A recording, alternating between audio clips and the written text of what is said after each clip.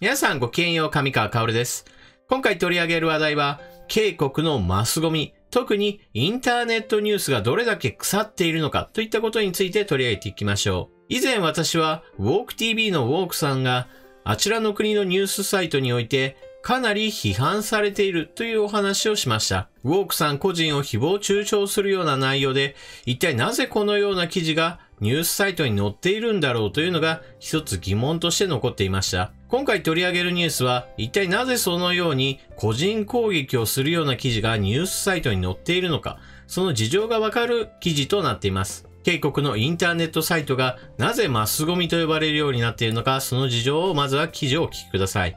パクリ記事を垂れ流し、8000のネット新聞が跋扈。記者のゴミ、キレギ。渓谷語でもマスコミを揶揄する言葉、マスゴミはこう表現される。日本と共通の課題を数多く抱え、苦悩する渓谷メディアの現在をリポートする。企業と癒着、バイト原稿の仲介業。記者が企業や観光庁から密かにバイト料をもらい執筆した提灯原稿を所属するメディアに記事として掲載する。昨年11月、現役の記者700人超が登録済みと豪語する。仲介業者がホームページを開設し、公然と募集を始めた。水面下で事業を手掛けていた過去3年間で、仲介を通じ記者が得た報酬は、総額2億3000万ウォン、約2300万円超。隣の席の同僚記者もやっている。自分以外みんなやっている。そんな謳い文句がトップページに躍った。登録記者は所属する新聞、放送局名とニックネーム、連絡先を登録し、発注元の企業とは匿名でやり取りをする仕組み。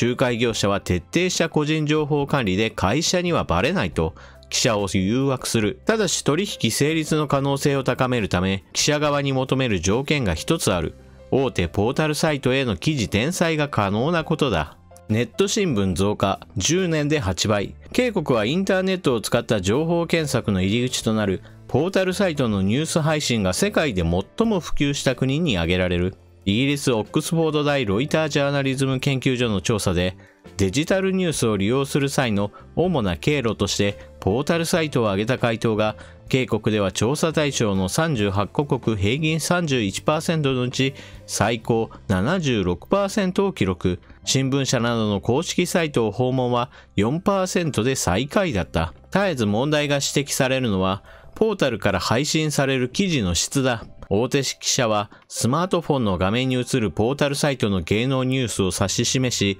ため息を漏らす。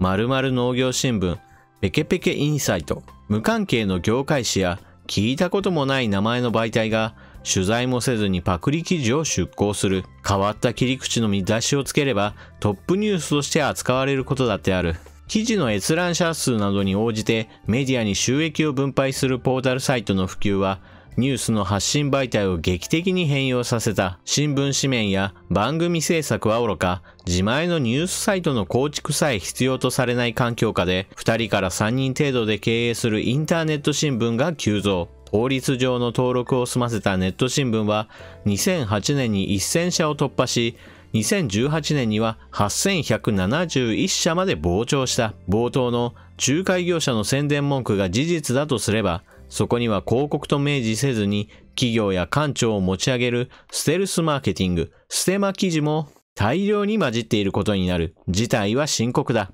粗悪な記事の増加で信頼度が低下するにつれ、ポータルサイト利用者の関心は記事そのものから記事の下部に設置されたコメント欄に移行した。見出しを確認した後、記事を読み飛ばしてコメントの反応を見るのが一般的になってきた。そんな中で2018年に発覚したのが、将来の大統領候補として嘱望された有力政治家を巻き込んだコメント欄の大規模改ざん事件だった。ムン・ジェイン氏が当選した2017年の大統領選などでインターネット上の世論操作を行ったとして、渓谷南部慶尚南道の現職知事キム・ギョンス被告は2019年1月、一審で実刑判決を言い渡された。判決などによると、キム氏と共謀した実行犯グループは、記事への共感を示すいいねのクリック数を水増しするため、不正プログラムを開発。約1年半の間に、110万件の記事のコメント欄が改ざんされ、いいねのクリック数操作は8600万回に上った。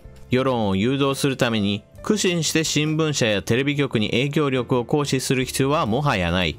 事件は記事に直接手を触れない簡単な操作で、特定の政党を候補者に有利にするため、世論を売却することが可能であると示した。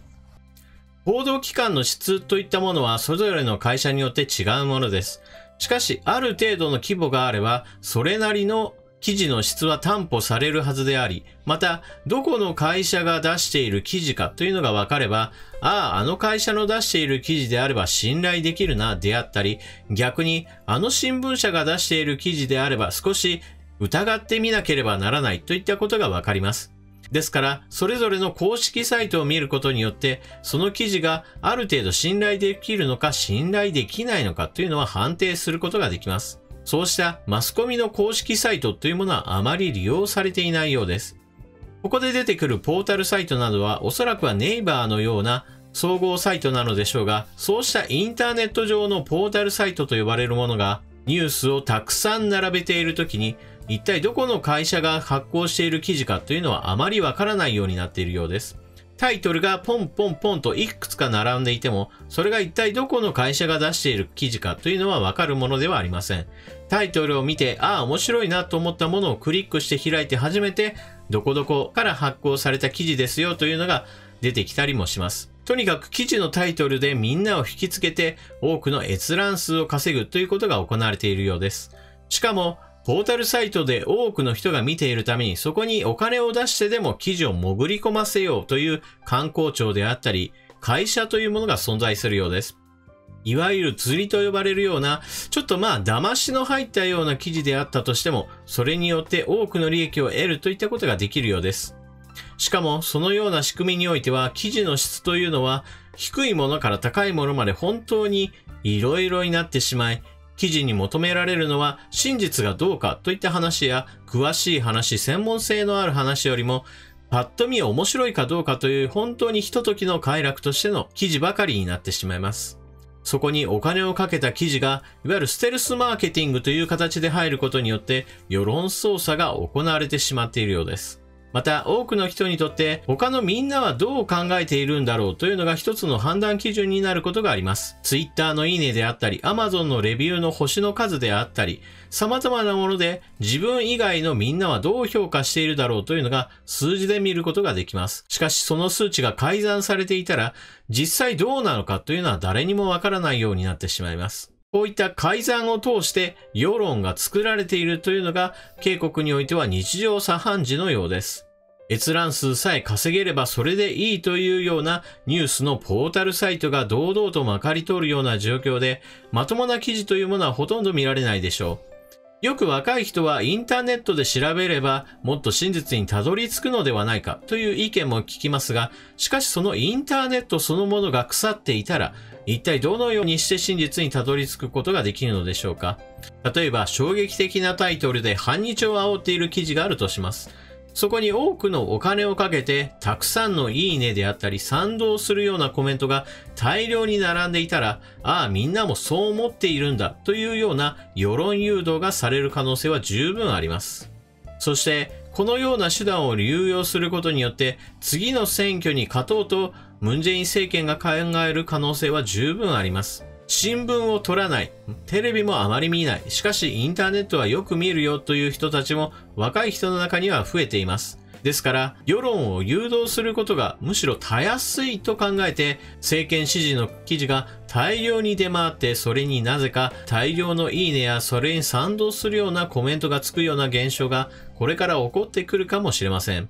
インターネットの情報だけを頼りにしている若者にとっては、案外それにコロッと騙されるようなことが起こっても不思議ではないでしょう。インターネットというのは、うまく使えば非常に良い道具です。しかしその道具が誰かの手によって歪められていた場合、多くの人たちが間違った方向に導かれるというのは避けられないでしょう。ただ、こういったサイトは日本語版サイトは決してありません。あくまでもあちらの国の人たちが国内だけで楽しむようなことになっています。ですから私たちにはより見えないところで反日やもしくはムン・ジェイン政権を支持するための世論工作が盛んに行われているのかもしれません。皆さんはこのニュースについてどう思われるでしょうか？ぜひともコメントを書き込んでいってください。それでは最後まで動画をご視聴いただきありがとうございました。チャンネル登録していない方はぜひともチャンネル登録をしていってください。そして動画を見終わったら評価ボタンのクリックもぜひともよろしくお願いします。それでは次の動画でまたお目にかかりましょう。またね。